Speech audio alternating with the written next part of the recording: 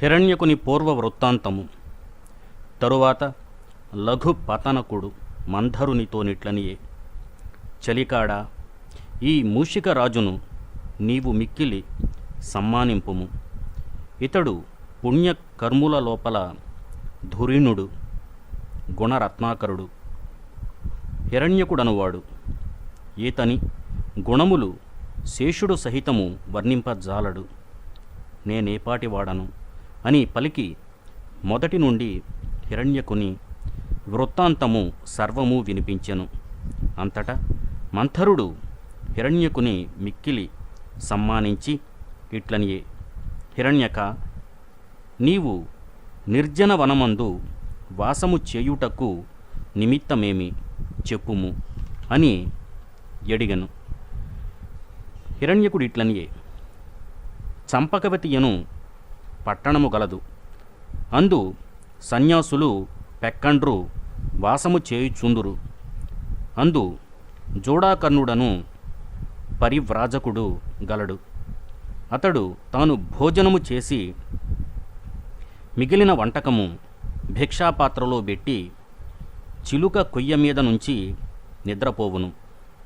నేను సద్దు చేయక దానిమీద కెగిరి ప్రతిదినమా వంటకము భక్షించి పోవచుందును.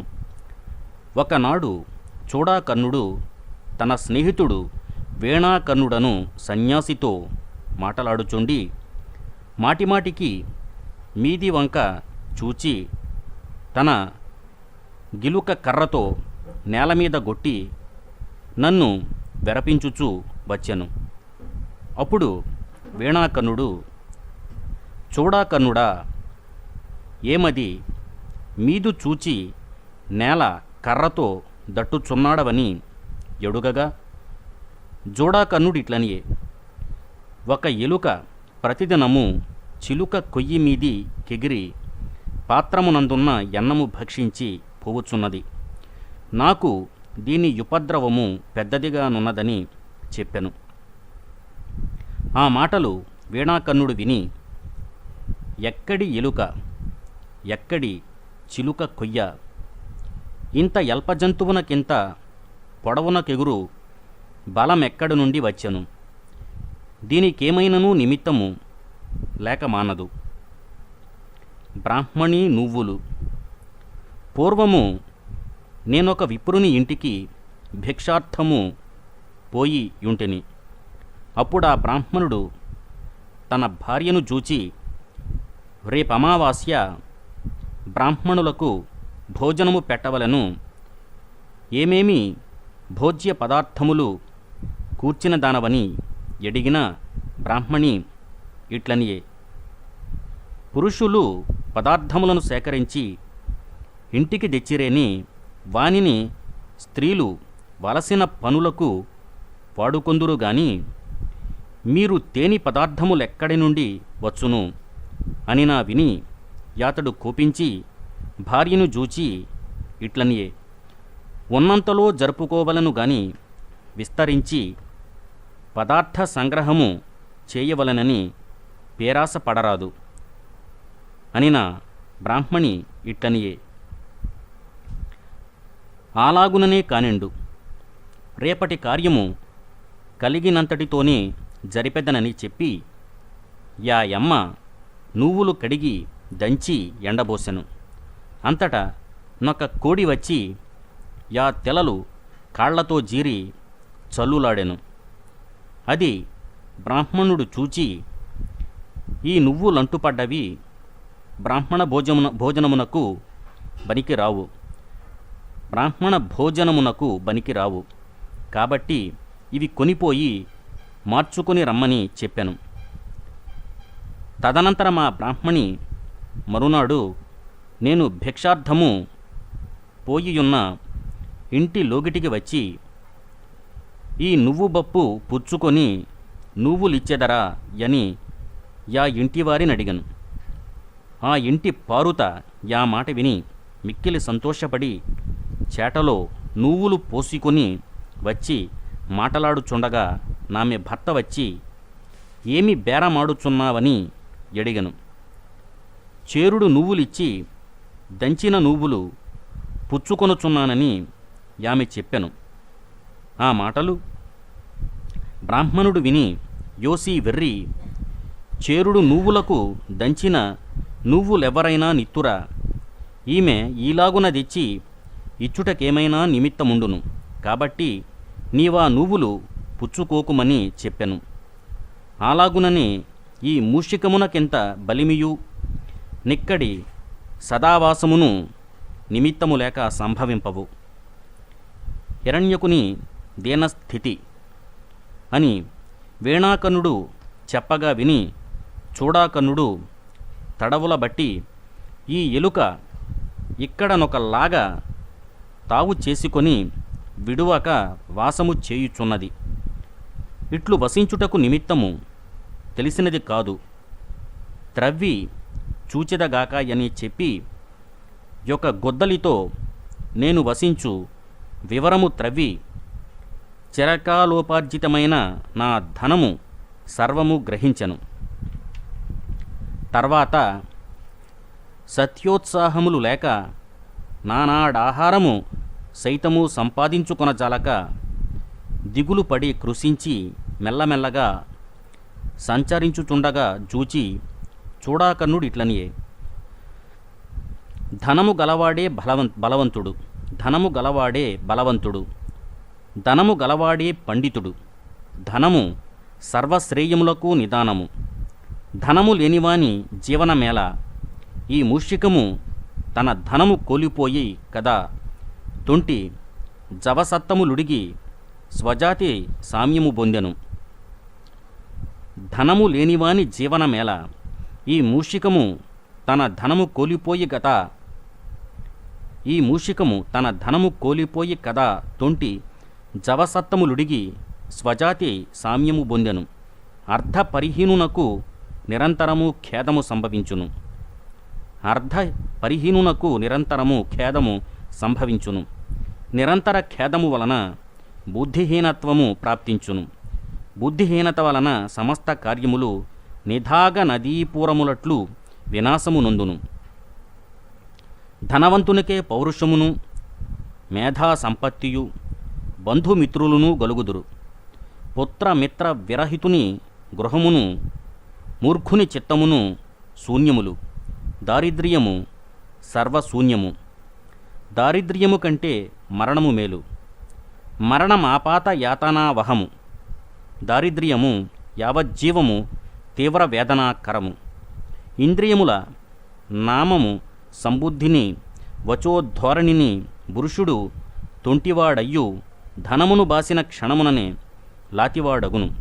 ఇది మహాచిత్రము అని యా పరివ్రాజకుడు చెప్పగా విని మిక్కిలి ఖిన్నుడనయ్యి ఇట్లు చింతించితిని.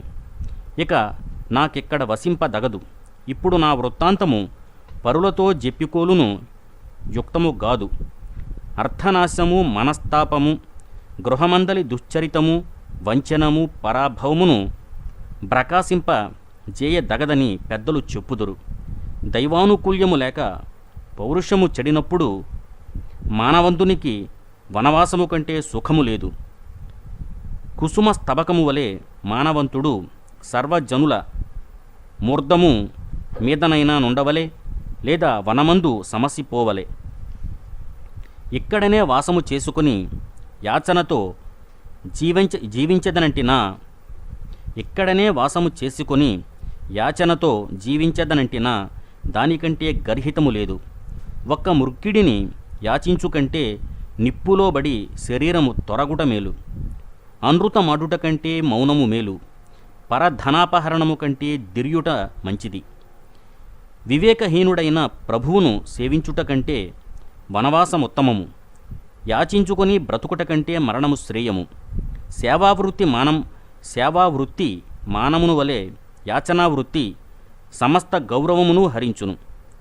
ఒకరి ఇల్లు కాచి వారి పెట్టువోతలకు దోసిలి యొగ్గి యునికియు మిక్కిలి నింద్యము అని నానా విధముల విచారించియు లోభము త్రిప్పులకు లోనయ్యి మరల నర్ధ సంగ్రహము చేయవలనని తలచి ఎచ్చోటనే నిలిచితని.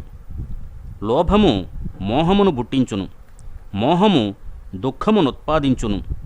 దుఃఖము జ్వలనము వలె స్వాశ్రయమునకు నాశము పుట్టించును. కాబట్టి లోభమునకు బుద్ధిమంతుడు లోపడడు. తరువాత నేనక్కడ వదలకుంటా జూచి చూడాకన్నుడు నన్ను గర్రతో విసరివ్రేసెను. ఆ వ్రేటు దైవవశము వలన దప్పిపోయినది. తగిలియుండెన ఇంతకు యమలోకములో బ్రాత కాపనయి యుండనా. అనంతరమిట్లు చింతించితి. ఆహా, ధనలోభము సర్వాపదలకు మూలము గదా. తద్వర్జనము కంటే లోకమందు సుఖమేదియూ లేదు. ఆశ దిగనాడిన వాడే సత్పురుషుడు. వాడే సర్వశాస్త్రములు చదివినవాడు. వాడే సర్వధర్మములాచరించినవాడు. ఉదరముకయ్యి పరుల గోజక ప్రాప్త లాభమునకు సంతోషించువాడొక్కడు లోకమందు ధన్యుడు. వాడే సుఖి. తత్తత్కర్మానురూపముగా దేహికి దుఃఖములట్లు సుఖములు కొరకయే ప్రాప్తించుచున్నవి. అందులకయ్యి ప్రయాసపాటు నిరర్ధకము. ఈ తావు తాత ముత్తాతలు సంపాదించిన కాణాచి గాదు. భూమండలములోనింక దావు దొరకదా. ఇక్కడ నుండుటనేలా, ఇక్కడ నుండుటేలా. ఈ చెడగరపు బోడ కర్ర మోదులు వడి ప్రాణములు కోలుపోనేల.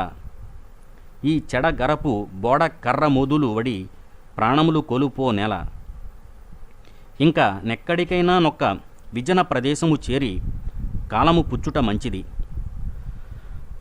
శిలాంతరాళమందలి కప్పను భరించడి దయామయుడైన ఈశ్వరుడు నన్ను గాపాడకుండునా అని చింతించి మనసు గట్టి పరుచుకొని చోటు విడిచి యా నిర్జనవనము చేరితిని. వనములో గాయ గసురులు భక్షించి పడియ నీరు త్రాగి యొక్క చెట్టు నీడలో వసించి కాలము పుచ్చుట మంచిది గాదని ధనహీనుడయి నలుగురిలో నుండరాదు. అనంతరము నా పుణ్యము వలన నాకీ మిత్రుడు లభించెను. నా మహాభాగ్యము వలననే ఇప్పుడు నీ ఆశ్రమమను స్వర్గము దొరికినది. సత్సంగతి కంటే లోకమందు మేలేదియూ లేదు. సత్సంగతి కంటే లోకమందు మేలేదియూ లేదు. సంసార విషవృక్షమునకు 2 ఫలములమృత తుల్యములు. కావ్యామృత రసపానమొకటి, సజ్జన సంగతి ఒకటి అని నా విని మంధరుడిట్లనియే. ధనాశ అర్ధములు నిత్యములు గావు. యవనము ఝరీవేగ తుల్యము. జీవనము బుద్భుతప్రాయము. కాబట్టి బుద్ధిమంతుడు సత్వరముగా ధర్మము సమాచరింపవలను. సమాచరింపనివాడు పశ్చాత్తాపము పొంది శోకాగ్ని తప్తుడగును. నీవతి సంచయము చేసితివి, దాని దోషమిది. తటాకోదర జలమునకు బరివాహము వలె సమార్జిత విత్తములకు త్యాగమే రక్షణము. పాతరలో దాపరికము చేయుట దాని వినాశమునకు దారి చేయుట గాని వేరుగాదు. పాతరలో దాపరికము చేయుట దాని వినాశమునకు దారి చేయుట గాని వేరుగాదు. వాయి కట్టి కడుపు కట్టి ధనము గడించువాడు పరులకయ్యి మోచువాని ఎట్లు క్లేశమునకు మాత్రము పాత్రము. భోగత్యాగములకు వినియోగింపని ధనముండుట వలన ఫలమేమి? పోకడ వలన హాని ఏమి? లోభి ధనికుడయ్యు భోగ విరహముచ్చే దరిద్రునితో సమానుడే. అయినను లోభికి ధనార్జన రక్షణ హానులయందు దుఃఖమొక్కటి విశేషము. లోభి తన ధనము పేదలకు బెట్టడు, చుట్టములకు వినియోగింపడు, తాను గుడువడు. కడపట నేలపాలు దొంగలపాలు చేయుచున్నాడు. ప్రియవచనములతోడి దానము గర్వసహితము గాని జ్ఞానము క్షమాసహితమైన శౌర్యము త్యాగయుక్తమైన విత్తమనియడు 4 లోకమందు దుర్లభములు. బుద్ధిమంతునకు సర్వదా ధనార్జనమావశ్యక కార్యమే కాని యతి సంచయేచ్ఛ తగదు. తొల్లి యొక్క జంబుకము లోభము చేత మిక్కిలి వస్తువులు సంగ్రహింపగోరి వింటి దెబ్బ పడి చచ్చెను. వినుము, నీకా కథ చెప్పెదను. జంబుక వృత్తాంతము. కళ్యాణ కటకమను పట్టణమందు భైరవుడను వ్యాధుడు గలడు. వాడొకనాడు వేటకయ్యి సింగాణి తూపులు వలయురులు చిక్కములోనగు సాధనములు పూని వింధ్యాటవికి బోయెను. అక్కడ వాడొక 10 కావించుకొని మచ్చువెట్టి పొంచియుండి యోక పోతరించిన మృగమునేసి చంపి ఎత్తి ఎరకడబెట్టుకొని వచ్చుచుండగా నడగొండవలేనొక పంది కానబడెను. అంతటా నా మృగయుడు నా భాగ్యము వలన మాంసాంతరము సైతము దొరికినదని సంతోషించి యా మృగమును నేలదించి విల్లెక్కుపెట్టి బాణము సంధించి సూకరము నేసెను. ఏటుబడిన యా క్షణమే యా వరాహము క్రోధచోదితమయ్యి శరవేగమున గుర్ఘురించుచు బారి వచ్చి కొమ్మున వాని గొట్టెను. వాడు మొదలు నరికిన తరువు వలె నేలగూలి రోలుచు ప్రాణములు విడిచెను. పందియు మృతి పొందెను. అక్కడ నొక్క సర్పము కిరాత వరాహముల త్రొక్కుడలబడి మడిసెను. అంత నొక్క నక్క దీర్ఘరావమనున్నది యాహారార్థము వనములో గ్రమ్మరొచ్చు నక్కడకు వచ్చి చచ్చిపడియున్న సర్ప కిరాత వరాహ మృగములను జూచి నాకు భోజనము పుష్కలముగా దొరికినదని సంతోషించి ఇట్లు చింతించెను. నాకు 3 నెలల గ్రాసమునకు వీని మాంసములు చాలు. 1 మాసము కిరాతుని మాంసముతో గడపవచ్చును. మృగ సూకరముల మాంసముతో 2 మాసములు జరుపవచ్చును. 1 దినమునకి పాము చాలును. తొలియాకలి ఇప్పటికీ వింటి నారి నరముతో తీర్చుకుని ఎదగాక తీర్చుకొనియదగాక అని చింతించి చెరువుకు పోయి గొనయము పంట నొక్కి కొరుకగానే బెట్టు వదిలి గొనయము పెట్టు రొమ్మున దాకెను. ఆ పెట్టుతోనే యా నక్క నేలగూలి రోలుచు విలవిలా దన్నుకొనుచు జచ్చెను. చూడు, లోభము నక్క నే దశకు తెచ్చినది. ఉత్తమ జీవనము కాబట్టి యతి సంచయేచ్ఛ తగదని చెప్పితని. వరులకిచ్చి తాను భుజించినదే తన సొత్తు. పరులకీక తాను గుడువక కూడబెట్టిన ద్రవ్యము చచ్చిన తరి వెంట రాబోదు అని చెప్పి కూర్మము మరియు నిట్లనియే. మిగిలిపోయినదిప్పుడు త్రవ్వుకోనేలా పోనిమ్ము. బుద్ధిమంతులు రానిదానికెదురు చూడరు, పోయినదానికి వగవరు. విపత్తు వచ్చినప్పుడు పితాకు పడరు. కాబట్టి మిత్రుడా, సదా నీ ఉత్సాహముతో నుండుము. శాస్త్రములు చదివియు మూర్ఖులయ్యున్నారు. పురుషుడెవడు క్రియావంతుడో వాడు విద్వాంసుడు. రోగుల కౌషధము పేరు చెప్పిన మాత్రమున రోగశాంతి గాబోదు. వివేకహీనునికి శాస్త్రజ్ఞానము గ్రుడ్డివానికి స్వహస్త దీపము వలె నిష్ఫలము. చూడుము, విపత్తు వచ్చినప్పుడు నాకు ఖేదము లేదు, సంపద వచ్చినప్పుడు నాకు మోదము లేదు. దేహి కాపత్ సంపదలు పర్యాయమున రాకడ సహజము. అర్ధములు నిత్యములు గావనీయుడు నెరుక గలవాడు తన్నాశమునకు వగవడు. అర్థము లేకున్న ధీరునకు లోకమందు మాన్యత కొరవడదు. పుష్కలముగా ధనము గలిగియున్నను క్షుద్రునకు గారవము రాబోదు. సింహమునకు గలిగిన నైసర్గిక తేజము శ్వానమునకు 100 బంగారు సొమ్ములు పెట్టినను రాదు. నీవు బుద్ధిమంతుడవు. నీ గారవమునకిప్పుడు హాని ఏమి? ఎలాగుననైనా బుట్టించినవాడాహారము కల్పింపకపోడు. చూడు, జంతువు గర్భము నుండి నేల జారగానే తల్లి రొమ్ము చేపుచున్నది. కాబట్టి జీవనార్థము మిక్కిలి యాయాసంపాటు సైతము వ్యర్థము. నీవు సకల ధర్మములు తెలిసినవాడవు. నీకు విస్తరించి చెప్పబనిలేదు. నీకు లఘు పతనకుడొక్కడు నేనొక్కడనూ గాము. మనలను మూవురను దైవమొక చోట చేర్చెను. దొరికినంతటితో గాలము గడుపుకొని సుఖముగా జీవింతము అనిన హిరణ్యకుడు మిక్కిలి సంతోషించి ఇట్లనియే, మంథర నీ వచనామృతము వర్షించి దురంత తాపము నివారించితివి. నేను ధన్యుడనైతని. మిత్రలాభమును లాభ సంపదయను వచనమును నేడు నాకు లక్ష్య సమన్వితమయ్యను. ధనతృష్ణ ఎవ్వడు హంసములను సుఖములను మయూరములను శుక్ల హరిత చిత్రముల గావించే నా ఈశ్వరుడాయా జంతువులకు దత్తదనురూపమైన వృత్తిని కల్పించువాడు. మూఢులి అర్థమెరుగక వృత్తికయి పడరాని పాట్లు పడి కాలము వ్యర్థముగా పోగొట్టుచున్నారు. విత్తము గడనయందొక దుఃఖము, కాపుదలయందొక దుఃఖము, వినాశమందొక దుఃఖము పుట్టించుచున్నది.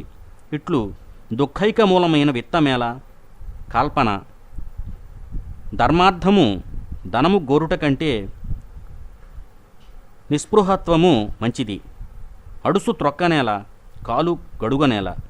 ఆకాశమునందు పక్షుల చేత, భూమియందు వ్యాళముల చేత, జలములయందు మీనముల చేత మాంసము భక్షింపబడినట్టు సర్వత్రా విత్తవంతుడు భక్షింపబడియడును. కాబట్టి ధనతృష్ణ మానికోలు వివేక కార్యము. తృష్ణ ఒకటి మానెన యావల దరిద్రుడెవడు, ధనికుడెవడు, దానికెవ్వడెడమిచ్చును. వాని మూర్ధమే దాస్యమునకు సింహాసనము. నీ సన్నికర్ష ప్రభావము చేత నా యజ్ఞానము నివర్తించినది. కృతార్థుడనైతని. నిరంతరముగా నీ తోడి సంగతి కంటే నాకు లాభమొకటి లేదు. నీ తోడి ప్రణయమున కొక్క కొరతయూ రాబోదు. నీ తోడి ప్రణయమున కొక్క కొరతయూ రాబోదు. ప్రణయములామరణాంతములు, కోపములు తత్క్షణభంగురములు, త్యాగములు నిశ్శంకములు నగుట మహాత్ములకు సహజము అని పలికిన మంధరుడా పలుకులు విని మిగుల సంతోషించి హిరణ్యక లఘు పతనకులను దానును యథేచ్ఛ విహారాదుల గాలక్షేపము చేయుచు సుఖముగా నుండెను.